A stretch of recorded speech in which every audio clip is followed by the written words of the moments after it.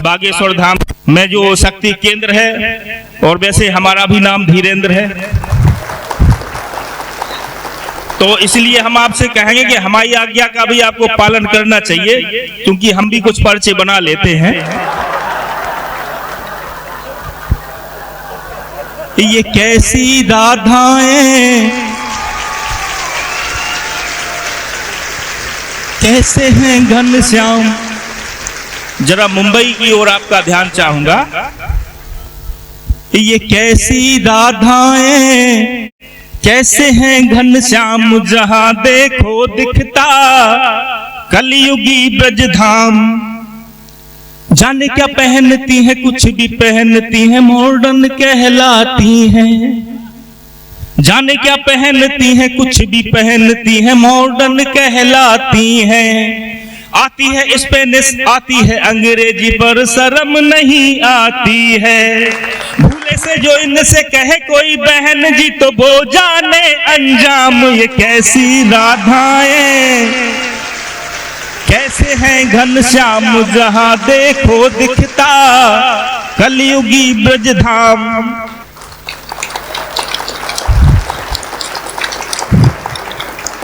तो मित्रों, हार गया बटन रिमोट के दबा दबा के टीवी को खाती हैं। हार गया बटन रिमोट के दबा दबा के टीवी को खाती हैं। कितने ही बदलो बदलते ही जाओ, हर चैनल पर आती हैं। अरे एक ही तो चैनल इनका काफी था शालीनता का करने काम तमाम। ये कैसी राधाएं, कैसे हैं घनश्याम, जहां देखो दिखता कलयुगी ब्रजधाम। और भाई साहब, इनके अधनंगेपन पे मौसम का भी असर नहीं पड़ता। आपके भी दिमाग में यह प्रश्न आया होगा कि यार ऐसी ठंड में भी वो अंग प्रदर्शन करती हैं। घूमती हैं 12 मास, हाय रे उघारे अंग, ठंड नहीं लगती है। घूमती हैं 12 मास, हाय रे उघारे अंग, ठंड नहीं लगती है। हम हैं पैसेंजर और ये हमारे आगे जाके एक्सप्रेस बनती हैं। और सेक्सी सेक्सी कह जाने किस किस के ये ले लेती प्राण। ये कैसी राधाएं, क्या बात है भाई, कैसे हैं घनश्याम, जहां देखो दिखता कलयुगी ब्रजधाम। ये कैसी राधाएं, ये कैसी राधाएं। और साहब, कहानी आगे है। क्या बात है विभू जी। इंद्रलोक से आया है अप्सराओं का विमान, मुंबई जाके उतरा। कहानी ये है भाई साहब। क्या बात है भाई, वाह, बहुत शानदार विभू जी, बहुत शानदार। पूरा इंद्रलोक से ताली बजा दे इनके सम्मान में भाई। बहुत दूर से आपके बीच में आए हैं। इंद्रलोक से आया है अप्सराओं का विमान, मुंबई जाके उतरा। ओ केयर इन लवली के देखो ये निखार, कैसे चांदी जैसे मुखड़ा। ओ बाहर से लगता है जैसे बिल्कुल ताजमहल, भीतर कूड़ा दान। ये कैसी राधाएं, कैसे हैं घनश्याम, जहां देखो दिखता कलयुगी ब्रजधाम। एक कवि सम्मेलन में तो हम पढ़ रहे थे ऐसी ही रचना, तो एक इंग्लिश कॉन्वेंट की मैम हम पे चटक गई।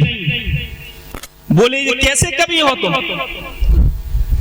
हम महिलाओं के पीछे पड़े हो हैं? फ्रीडम इज माई लाइफ, ये तो हमारे जीवन की स्वतंत्रता है। भाई कवि हो तो नेताओं पे लिखो। तो हमने कहा देखो हम वकील आदमी हैं, पुलिस और नेता से हमारे होते हैं संबंध। वाह, हमारे माता पिता ने शुरू से हमें बताया है कि देखो बेटा तुम वकील हो, पुलिस और नेता से चोली दामन का साथ रहता है। कविताएं करना मंचों पे, लेकिन कभी नेताओं पर, पुलिस पर मत पड़ना। क्या बात है भाई, वाह। तब से हमने ये संकल्प ले लिया। तो बोली, वो मैडम बोली कि ये तो गलत बात है। बोले नेता इतने घपले कर रहे हैं, आपको लिखना चाहिए उन पे। तो हमने उन्हें बताया कि देखो कोई भी नेता घपला नहीं करता है, जितने भी घपले करते हैं वो पति करते हैं। समझ में आई बात? वाह, वो सब आपकी प्रेरणा है। हमें कोई एक ऐसा नाम बताइए जो कुंवारा नेता हो या रड़ुआ हो और जिसने घोटाला किया हो। इस मामले में अपन राहुल गांधी जी से भी सहमत है, उन्होंने एक भी घोटाला नहीं किया, हालांकि आप कहेंगे उन्हें मौका ही नहीं मिला।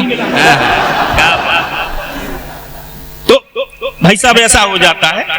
हालांकि स्थितियां ऐसी बनती हैं, आपके यहाँ भी कुछ ऐसे होंगे, लेकिन हम बुंदेलखंड तरफ के नेताओं पे बता रहे हैं। हमारे यहाँ कुछ ऐसे नेता हैं जिनके बारे में पता नहीं चलता। हम सोच करते हैं, खोज करते हैं कि आखिर के हैं किस दल के। ना है तू इस दल वाला, ना है तू उस दल वाला, गल जाए तेरी जहां दाल। वाह। ना है तू इस दल वाला, ना है तू उस दल वाला, गल जाए तेरी जहां दाल। तू है उस दल का। कमाल है आपकी बुद्धि। एक बार आपको बार बार नमन करता हूं, क्या आप समझ गए? हमें कहने की जरूरत ही नहीं पड़ी। ना है तू इस दल वाला, ना है तू उस दल वाला, गल जाए तेरी जहां दाल। तू है उस दल का दलाल। 24 घंटे के अंदर दल है तमाम तेरे। भाई हमें आदेशित करें अगर हमें आगे बढ़ना है, क्योंकि हमारे पास भूमिका नहीं, हम तो आपको कविताओं से जोड़ेंगे। एक बार जोरदार तालियों से स्वागत है। हमारे बड़े दादा आदरणीय राजयोगी जी विराजमान है।